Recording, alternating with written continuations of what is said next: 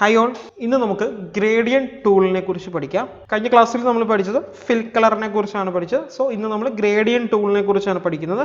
Gradient ടൂളും ഫിൽ കളറും തമ്മിൽ difference ഉണ്ട്. അതായത് രണ്ടിന്റെ പർപ്പസ് എന്ന് പറഞ്ഞാൽ എന്താണ്? കളർ ഫില്ല് ചെയ്യാൻ വേണ്ടി തന്നെയാണ്. പക്ഷേ രണ്ട് ടൂളും തമ്മിലുള്ള ഡിഫറൻസ് എന്ന് പറയുന്നത്, അതായത് നമ്മൾ ഫിൽ കളർ യൂസ് ചെയ്ത് എന്തിനായിരുന്നു? ഫിൽ കളർ നമ്മൾ യൂസ് ചെയ്ത് ഒരു സോളിഡ് കളർ ഫില്ല് ചെയ്യാൻ വേണ്ടിയിട്ടായിരുന്നു നമ്മൾ ഫിൽ കളർ നമ്മൾ യൂസ് ചെയ്തത്. നേരെ മറിച്ച് ഗ്രേഡിയന്റ് ടൂളിന്റെ ആ ഒരു പോർഷനിലേക്ക് വരുവാണെങ്കിൽ, ഗ്രേഡിയന്റ് ടൂൾ നമ്മൾ യൂസ് ചെയ്യുന്നത് മെയിൻ ആയിട്ട് രണ്ട് കളറുകൾ തമ്മിലുള്ള ബ്ലെൻഡിങ്ങിന് വേണ്ടിയിട്ടാണ് നമ്മൾ ഗ്രേഡിയന്റ് ടൂൾ യൂസ് ചെയ്യുന്നത്. That means gradient tools shows us the blending of two colors. അതായത് how two colors blend each other means നമ്മൾ വർക്ക് ചെയ്യുന്ന സമയത്ത് ഇപ്പം നമ്മളൊരു ഡിസൈൻ എടുക്കുകയാണെന്നുണ്ടെങ്കിൽ ആ ഡിസൈനകത്ത് ചില ഡിസൈനുകൾ സോളിഡ് കളർ ഫില്ല് ചെയ്ത് കാണും, ചില ഡിസൈനിൽ ചെറിയൊരു ബ്രൈറ്റ് കളറും ചെറിയൊരു ഡാർക്ക് കളറും വെച്ചിട്ടായിരിക്കും ആ ഡിസൈൻ ഫില്ല് ചെയ്ത് അവർ എടുത്തേക്കുന്നത്. നിങ്ങൾക്കൊരു ഡിസൈനൊക്കെ നിങ്ങളുടെ കയ്യിൽ ഉണ്ടെങ്കിൽ നിങ്ങൾ നോക്കി കഴിഞ്ഞാൽ അറിയാൻ പറ്റും, എല്ലാ ഡിസൈനും ഒരു സോളിഡ് കളർ വെച്ചിട്ടല്ല ചെയ്യുന്നത്. പക്ഷെ അവിടെ ചില ഡിസൈനുകളിൽ എന്ത് യൂസ് ചെയ്യുന്നുണ്ട്?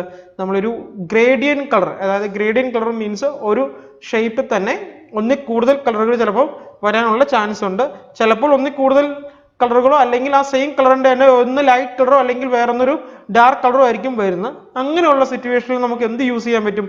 ഗ്രേഡിയന്റ് ടൂൾ നമുക്ക് യൂസ് ചെയ്യാൻ പറ്റും. അതിന്റെ ഷോർട്ട് കട്ട് എന്ന് പറയുന്നത് G ആണ്. സെയിം പെയിന്റ് ബക്കറ്റ് ടൂളിന്റെ സെയിം ഷോർട്ട് കട്ട് തന്നെയാണ് ഗ്രേഡിയന്റ് ടൂളിലും കിടക്കുന്നത്. നമുക്ക് ഗ്രേഡിയന്റ് ടൂൾ എവിടെ കിടക്കണമെന്ന് നോക്കാം. പെയിന്റ് ബക്കറ്റ് ടൂൾ കിടന്നിടത്ത് തന്നെ, അതായത് ഞാൻ പറഞ്ഞായിരുന്നു പെയിന്റ് ബക്കറ്റ് ടൂൾ എടുത്തപ്പോൾ നമ്മൾ ആദ്യമേ കാണുന്നത് ഗ്രേഡിയന്റ് ടൂൾ ആണ്, അതിന്റെ താഴെയായിട്ടാണ് പെയിന്റ് ബക്കറ്റ് ടൂൾ കിടക്കുന്നതെന്ന് പറഞ്ഞായിരുന്നു. ഗ്രേഡിയന്റ് ടൂൾ നോർമലി ഡിഫോൾട്ട് ആയിട്ട് ഫസ്റ്റ് തന്നെ കിടപ്പുണ്ടാവും. അപ്പൊ നിങ്ങൾ നോക്കുക, ഗ്രേഡിയന്റ് ടൂൾ ഞാൻ ജസ്റ്റ് ഒന്ന് കാണിച്ചു തരാം, ഇത്രയും ഉള്ളൂ. ഇത് കണ്ടോ, ഈ കാണുന്നതാണ് ഗ്രേഡിയന്റ് ടൂൾ എന്ന് പറഞ്ഞത്. ഇവിടെ തന്നെ നോക്കിയേ, ഒരു ബ്ലാക്ക് കളറും ഉണ്ട്, പിന്നെ ഈ ഒരു പിങ്ക് കളറും ഉണ്ട്, അല്ലെങ്കിൽ ഒരു വയലറ്റ് കളറിലേക്ക് വരുന്നിട്ടുണ്ട്. സോ നമ്മൾ ഗ്രേഡിയന്റ് ടൂളിനകത്ത് കാണാൻ സാധിക്കുന്നത് എന്താണ്? പെയിന്റ് ബക്കറ്റ് ടൂളിൽ വഴി നമ്മൾ ചെയ്തത് സോളിഡ് കളർ ആയിരുന്നു. പക്ഷേ ഈ ഒരു ഗ്രേഡിയന്റ് ടൂളിൽ വന്നേക്കുന്നത് എന്താണ്? ഒരു ബ്ലാക്കും പിന്നെ ഒരു വയലറ്റ് കളറും കൂടി ആയിട്ടാണ് നമ്മൾ ഈ ഒരു ഗ്രേഡിയന്റ് ടൂളിന്റെ ഔട്ട്പുട്ട് വന്നേക്കുന്നത്, അല്ലേ? ഓക്കെ, അപ്പൊ ഇതിങ്ങനെയുള്ള മൾട്ടിപ്പിൾ കളറുകൾ നമ്മൾ ബ്ലെൻഡ് ചെയ്ത് ഫില്ല് ചെയ്യാൻ വേണ്ടിയിട്ടാണ് നമ്മൾ മെയിൻ ആയിട്ട് ഗ്രേഡിയന്റ് ടൂൾ യൂസ് ചെയ്യുന്നത്. അപ്പൊ നമുക്ക് ഗ്രേഡിയന്റ് ടൂളിനെ കുറിച്ച് കുറച്ച് ഡീറ്റെയിൽ ആയിട്ട് തന്നെ നമുക്ക് പഠിക്കാം. ഗ്രേഡിയന്റ് ടൂള് ഇവിടെ കിടപ്പുണ്ട്. ഷോർട്ട് കട്ട് എന്താണ്? G ആണ്. ടൂൾ ബോക്സ് തന്നെ ഗ്രേഡിയന്റ് ടൂൾ പെയിന്റ് ബക്കറ്റിന്റെ കൂടെ തന്നെ കിടപ്പുണ്ട്. G ആണ് ഇതിന്റെ ഷോർട്ട് കട്ട് എന്ന് പറയുന്നത്. നമ്മൾ ഗ്രേഡിയന്റ് ടൂൾ എടുക്കുമ്പോൾ തന്നെ മുകളിൽ ഓപ്ഷൻ ബാറിൽ ഇതിന്റെ കുറച്ച് സെറ്റിംഗ്സ് കാണാം. ഇതിനകത്ത് ഈ ഗ്രേഡിയന്റ് ടൂളിന്റെ സെറ്റിംഗ്സ് വളരെ ഇമ്പോർട്ടന്റ് ആണ്. അതുകൊണ്ടാണ് ഞാൻ പെട്ടെന്ന് തന്നെ ഈ ഓപ്ഷൻ ബാറിലെ സെറ്റിംഗ്സിലേക്ക് പോകുന്നത്. ഇതിന് മുമ്പുള്ള ടൂളുകളിലൊന്നും ഞാൻ അങ്ങനെ പോയിട്ടുണ്ടായിരുന്നില്ല. കാരണം എന്താണെന്ന് വെച്ചാൽ ടൂൾ നമ്മൾ കറക്റ്റ് ആയിട്ട് യൂസ് ചെയ്യാം. പക്ഷേ ഈ ഗ്രേഡിയന്റ് ടൂളിൽ നമ്മൾ ഈ മുകളിലെ ഓപ്ഷൻ ബാറിലെ സെറ്റിംഗ്സിലേക്ക് പോകാതെ നമുക്ക് ഒരിക്കലും ഗ്രേഡിയന്റ് ടൂൾ കറക്റ്റ് ആയിട്ട് യൂസ് ചെയ്യാനായിട്ട് പറ്റില്ല. ഇവിടെ നോക്കാം, ഇപ്പൊ ഈ വന്നേക്കുന്ന ഈ ഒരു കളർ എന്ന് പറഞ്ഞാൽ ഏതാണെന്നറിയോ? നമ്മുടെ ഫോർഗ്രൗണ്ടിലും ബാക്ക്ഗ്രൗണ്ടിലും കിടക്കുന്ന ഒരു കളർ കോമ്പിനേഷൻ ആയിട്ടാണ് നമ്മൾ ഈ ഗ്രേഡിയന്റ് ടൂളിന്റെ കളർ ആയിട്ട് വന്നേക്കുന്നത്. സോ ഫസ്റ്റ് തന്നെ നമ്മൾ പഠിക്കാൻ പോകുന്നത് എങ്ങനെയാണ് ഗ്രേഡിയന്റ് കളർ ചേഞ്ച് ചെയ്യണേ എന്നുള്ളത് പഠിക്കും. അതിനുശേഷം ഈ ഗ്രേഡിയന്റ് എങ്ങനെയാണ് യൂസ് ചെയ്യണേ എന്നുള്ളത് പഠിക്കും. പിന്നെ കുറച്ച് ഗ്രേഡിയന്റ് ടൈപ്പുകളുണ്ട്, അത് നമ്മൾ പഠിക്കും. ഇത്രയും കാര്യങ്ങൾ ഈ ഒരു ഓർഡറിൽ നമുക്ക് പഠിച്ചു പോകാം. ഓക്കെ, സോ ഞാൻ എങ്ങനെ ഗ്രേഡിയന്റ് ടൂൾ യൂസ് ചെയ്യണമെന്ന് ഞാൻ പറഞ്ഞു തന്നു. നിങ്ങൾക്ക് ജസ്റ്റ് ഒന്ന് ക്ലിക്ക് ചെയ്ത് ഡ്രാഗ് ചെയ്ത് ഇങ്ങനെ വിട്ടാൽ മതി. ഇങ്ങനെയാണ് നമ്മൾ ഗ്രേഡിയന്റ് ടൂള് യൂസ് ചെയ്യേണ്ടത്. അപ്പൊ നമ്മളൊരു സെലക്ഷൻ ഇല്ല എന്നുണ്ടെങ്കിൽ ആ എൻ്റയർ ഡോക്യുമെന്റിലെ കളർ ഫില്ലായി വരും. നേരെ മറിച്ച് നമുക്കവിടെ ഒരു സെലക്ഷൻ ഉണ്ട് എന്നുണ്ടെങ്കിൽ എന്താണ് സംഭവിക്കുന്നത്? ആ ഒരു ഗ്രേഡിയന്റ് ടൂൾ ആ സെലക്ഷനകത്ത് കറക്റ്റ് ആയിട്ട് നമുക്ക് ഫില്ല് ചെയ്ത് വരും. സോ ഇത് ഞാൻ ഒരു പ്രാവശ്യം കൂടെ പറയാം. ഞാൻ നിങ്ങളുടെ അടുത്ത് പറഞ്ഞു എന്ന് നിങ്ങൾക്ക് ഗ്രേഡിയന്റ് ടൂൾ കണ്ടു കഴിഞ്ഞിട്ട് അതൊന്ന് യൂസ് ചെയ്ത് ഫസ്റ്റ് ഇത് നോക്കണം എന്നുണ്ടെങ്കിൽ ആ ഒരു പ്രശ്നം ഇല്ലാതെ ഇരിക്കാൻ വേണ്ടിയിട്ടാണ് ഞാൻ ഗ്രേഡിയന്റ് ടൂൾ യൂസ് ചെയ്യുന്നത്. അഡ്വാൻസ് ആയിട്ട് തന്നെ ഞാൻ പറഞ്ഞത്. സോ നമുക്ക് നോക്കാം. ഫസ്റ്റ് തന്നെ ഗ്രേഡിയന്റ് ടൂളിന്റെ പ്രോപ്പർട്ടീസ് ആണ് ഞാൻ പറയുന്നത്. അത് നമുക്ക് ഓപ്ഷൻ ബാറിനകത്ത് ഫസ്റ്റ് തന്നെ നോക്കുക. നിങ്ങൾ ഇവിടെ ആദ്യമേ കാണുന്നത് എന്താണ്? ഗ്രേഡിയന്റ് ടൂളിന്റെ കളർ ആണ് കാണുന്നത്. അതായത് ഗ്രേഡിയന്റ് ടൂളിൽ ആക്റ്റീവ് ആയി കിടക്കുന്ന കളർ കോമ്പിനേഷൻ ആണ് കാണുന്നത്. അപ്പോൾ ഫസ്റ്റ് നമ്മൾ പഠിക്കാൻ പോകുന്നത് എങ്ങനെയാണ് ഗ്രേഡിയന്റ് കളർ എഡിറ്റ് ചെയ്യണേ അല്ലെങ്കിൽ ചേഞ്ച് ചെയ്യുന്നത് എന്നുള്ളതാണ് നമ്മൾ ഫസ്റ്റ് പഠിക്കാൻ പോകുന്നത്. സോ അതിന് വേണ്ടിയിട്ട് നമ്മൾ ചെയ്യുന്നത് ഈ ഒരു ഓപ്ഷൻ ബാറിനകത്ത് ഈ ഒരു ഗ്രേഡിയന്റ് കളർ കാണുന്നിടത്ത് ക്ലിക്ക് ചെയ്യുമ്പോൾ നമുക്ക് എന്ത് കിട്ടും? ഗ്രേഡിയന്റ് എഡിറ്റർ കിട്ടും. കണ്ടോ, ഗ്രേഡിയന്റ് എഡിറ്റർ. ഈ ഒരു വിൻഡോനെ പറയുന്ന പേര് എന്താണ്? ഗ്രേഡിയന്റ് എഡിറ്റർ എന്നാണ്. ഈ ഗ്രേഡിയന്റ് എഡിറ്റർ വിൻഡോയും കൊണ്ടുള്ള ഉപയോഗം എന്ന് പറയുന്നത് നമ്മുടെ ഗ്രേഡിയന്റ് കളറുകൾ നമുക്ക് ചേഞ്ച് ചെയ്യാനും ഓൾറെഡി ഉള്ള കളറുകളെ നമ്മൾ മാറ്റാനും പുതിയ കളറുകൾ ക്രിയേറ്റ് ചെയ്യാനും അതുപോലെ തന്നെ ഈ കളേഴ്സ് ഏതെങ്കിലും വേണ്ടാന്നുണ്ടെങ്കിൽ നമുക്ക് ഡിലീറ്റ് ചെയ്യാനും അതായത് ഗ്രേഡിയന്റിനെ എഡിറ്റ് ചെയ്യാനും മോഡിഫൈ ചെയ്യാനൊക്കെ വേണ്ടിയിട്ടാണ് നമ്മൾ ഈ ഗ്രേഡിയന്റ് എഡിറ്റർ നമ്മൾ യൂസ് ചെയ്യുന്നത്. ഓക്കെ, ഇതിനകത്ത് നോക്കുകയാണെങ്കിൽ ആദ്യമേ തന്നെ കുറച്ച് ഡിഫോൾട്ട് കളറുകൾ കാണാം. ഇതൊന്നും നമുക്ക് യൂസ് ചെയ്യണമെന്നില്ല, നമുക്ക് നമ്മുടേതായ സിറ്റുവേഷൻ അനുസരിച്ചുള്ള കളറാണ് നമുക്ക് വേണ്ടത്. സോ നമുക്ക് ഈ പ്രീസെറ്റുകളിൽ ഏതെങ്കിലും ഒന്ന് വേണമെങ്കിൽ ജസ്റ്റ് ക്ലിക്ക് ചെയ്താൽ മതി കേട്ടോ. ആ കളർ നമുക്ക് താഴെ ആക്റ്റീവ് ആയി ഒന്ന് കാണാം. ഓക്കെ, സോ നമ്മളിനി ഗ്രേഡിയന്റ് കളർ ചേഞ്ച് ചെയ്യുന്ന പോർഷനിലേക്ക് പോവാം. ഈ കാണുന്ന നമ്മുടെ ഗ്രേഡിയന്റ് മാർക്കർ കണ്ടോ, ഈ കാണുന്ന ഏരിയ, ഈ ഒരു സ്വാച്ചസിനകത്ത് മാർക്കേഴ്സ് ഉണ്ട്. അതിനെ നമ്മുടെ ബക്കറ്റുകൾ എന്നാണ് പറയുന്നത്. താഴെ കിടക്കുന്നത് നമ്മുടെ ഓരോ കളർ പിക്ക് ചെയ്ത് കൊടുക്കാനുള്ള മാർക്കറാണ്.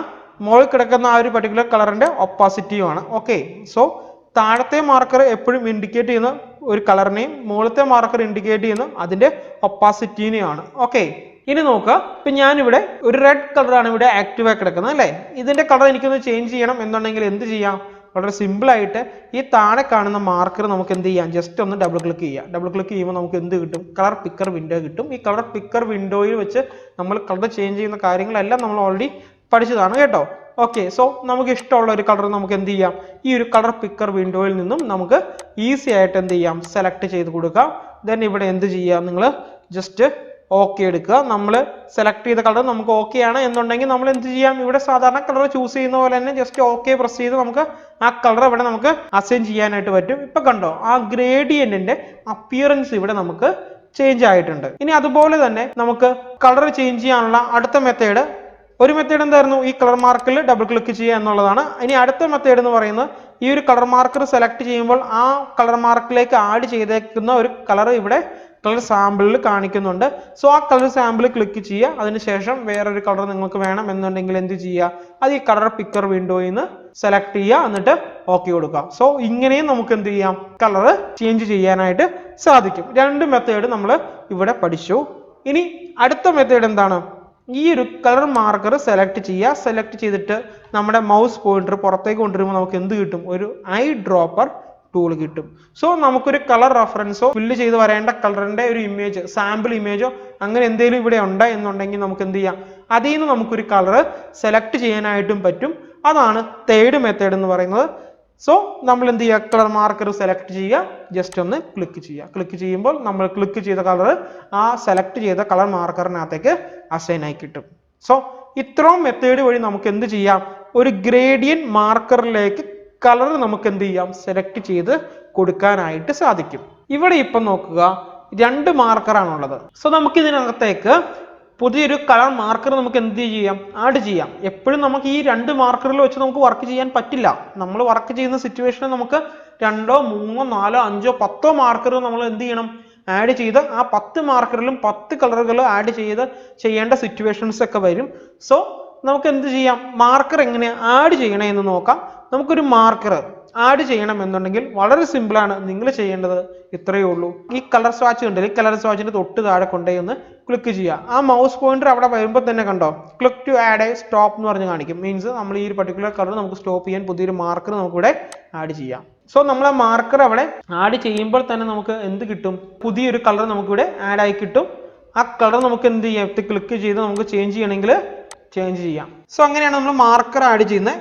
ദെൻ നമുക്ക് ആ മാർക്കറിനകത്തേക്ക് പുതിയൊരു കളർ ആഡ് ചെയ്യുന്ന മെത്തേഡുകളും ഇങ്ങനെയാണ്. അപ്പോൾ നമുക്ക് എത്ര മാർക്കർ വേണമെങ്കിലും ആഡ് ചെയ്യാം കേട്ടോ. ഇവിടെ ക്ലിക്ക് ചെയ്യുമ്പോൾ നമുക്ക് പുതിയ പുതിയ മാർക്കർ ആഡ് ആയി കിട്ടും. അതുപോലെ തന്നെ ആ മാർക്കറിനകത്തേക്ക് നമുക്ക് കളർ ആഡ് ചെയ്യാം. ആ ഒരു 3 മെത്തേഡ് ഞാൻ നിങ്ങളുടെ അടുത്ത് പറഞ്ഞു അല്ലേ. കളർ സെലക്ട് ചെയ്ത് കൊടുക്കേണ്ട മെത്തേഡുകളെല്ലാം ഞാൻ പറഞ്ഞിട്ടുണ്ട്. സോ ഇങ്ങനെയാണ് നമ്മൾ മാർക്കർ ആഡ് ചെയ്യുന്നതും മാർക്കറിന്റെ കളർ ചേഞ്ച് ചെയ്യുന്നതുമായിട്ട് വരുന്ന കാര്യങ്ങൾ. ഇനി നമുക്ക് അടുത്തത് നോക്കാം. നമുക്കൊരു മാർക്കർ വേണ്ട, അല്ലെങ്കിൽ നമുക്കൊരു പർട്ടിക്കുലർ കളർ നമുക്ക് ഇതിനകത്ത് വേണ്ട എന്നുണ്ടെങ്കിൽ നമുക്ക് എന്ത് ചെയ്യാം? ആ ഒരു കളർ മാർക്കറിനെ നമുക്ക് എന്ത് ചെയ്യാം? ഡിലീറ്റ് ചെയ്ത് കളയാനായിട്ടും പറ്റും. സോ അങ്ങനെ ഡിലീറ്റ് ചെയ്ത് കളയണം എന്നുണ്ടെങ്കിൽ എന്ത് ചെയ്യാം? നിങ്ങൾക്ക് ഈ മാർക്കർ സെലക്ട് ചെയ്ത് തൊട്ട് താഴത്തേക്ക് ഇങ്ങ് ഡ്രാഗ് ചെയ്ത് ഇട്ട് കഴിഞ്ഞാൽ ആ മാർക്കർ അവിടെ നിന്ന് എന്തായി പോകും? ഡിലീറ്റ് ആയി പോകും. അപ്പൊ ഇങ്ങനെയാണ് നമ്മൾ എന്ത് ചെയ്യുന്നത്? മാർക്കർ ഡിലീറ്റ് ചെയ്ത് കളയുന്നത്. ഓക്കെ ആണല്ലോ. ഇനി നമുക്ക് അടുത്തൊരു പ്രോപ്പർട്ടി ഞാൻ പറഞ്ഞത് ഏതായിരുന്നു? ഒപ്പാസിറ്റി അല്ലേ. ഇപ്പൊ നമുക്കൊരു കളറിന് ഒപ്പാസിറ്റി കുറവ് മതി എന്നുണ്ടെങ്കിൽ നമുക്ക് എന്ത് യൂസ് ചെയ്യാം? ഇതുണ്ടോ, ഈ മുകളിലത്തെ മാർക്കർ യൂസ് ചെയ്യാം. ഈ മുകളിലത്തെ മാർക്കർ യൂസ് ചെയ്ത് ഇതുണ്ടോ, ആ മുകളിലത്തെ മാർക്കർ സെലക്ട് ചെയ്യുമ്പോൾ ഒപ്പാസിറ്റി വാല്യൂ കാണിച്ചേക്കുന്നുണ്ടോ? 100 എന്ന് പറഞ്ഞ് കാണിച്ചിട്ടുണ്ടല്ലോ. അപ്പൊ ഈ 100 എന്ത് ചെയ്യുക? കുറച്ച് കൊടുക്കുകയാണെങ്കിൽ അവിടെ ട്രാൻസ്പെറൻസി വരും. ഓക്കെ, അപ്പൊ ഇതുപോലെ നമുക്ക് എന്ത് ചെയ്യാം? ഒപ്പാസിറ്റി ചേഞ്ച് ചെയ്യാനായിട്ട് സാധിക്കും. അതിനുശേഷം വരുന്നത് എന്താണ്? ലൊക്കേഷൻ ആണ്. ലൊക്കേഷൻ മീൻസ് ഇതൊരു സ്റ്റാർട്ടിംഗ് പോയിന്റും ഇതൊരു എൻഡ് പോയിന്റും ആണ്. ഇപ്പൊ ഞാനൊരു സ്റ്റാർട്ട് പോയിന്റിലെ മാർക്കർ സെലക്ട് ചെയ്യുമ്പോൾ അതിന്റെ ലൊക്കേഷൻ വാല്യൂ എത്രയാണ്? 0 ആണ് കാണിച്ചേക്കുന്നത്. ദാറ്റ് മീൻസ് ഈ ഒരു സ്വാച്ചിന്റെ സ്റ്റാർട്ടിങ്ങിലാണ് ഈ മാർക്കർ ഇരിക്കുന്നത്. ദെൻ ലാസ്റ്റ് മാർക്കർ സെലക്ട് ചെയ്യുമ്പോൾ അതിന്റെ ലൊക്കേഷൻ കാണിച്ചിരിക്കുന്നത് ഏതാണ്? 100 മീൻസ് ആ ഒരു കളർ സ്വാച്ചിന്റെ എൻഡ് പോയിന്റിലാണ് മാർക്കർ ഇരിക്കുന്നത്. അതുപോലെ തന്നെ ഓരോ മാർക്കറിന്റെ ലൊക്കേഷൻ അറിയാൻ നമുക്ക് പറ്റും. അത് ആ മാർക്കർ സെലക്ട് ചെയ്യുമ്പോൾ അതിന്റെ കറക്റ്റ് ലൊക്കേഷൻ ഇവിടെ കാണിക്കും. ആ ലൊക്കേഷൻ നമുക്ക് എന്ത് ചെയ്യാം? ഇവിടെ ക്ലിക്ക് ചെയ്ത് ചേഞ്ച് ചെയ്യാം. അതല്ലെങ്കിൽ നമുക്ക് എന്ത് യൂസ് ചെയ്യാം? മൗസ് പോയിന്റർ വെച്ച് ആ ഒരു മാർക്കറിൽ ക്ലിക്ക് ചെയ്ത് ചേഞ്ച് ചെയ്ത് കഴിഞ്ഞാൽ നമുക്ക് അവിടെ ലൊക്കേഷൻ ചേഞ്ച് ആവും. ഓക്കെ ആണല്ലോ. സോ ഇത്രയാണ് നമ്മുടെ ഗ്രേഡിയന്റ് കളർ എഡിറ്റ് ചെയ്യാനുള്ള പ്രോപ്പർട്ടീസ് അറിഞ്ഞിരിക്കേണ്ടത്.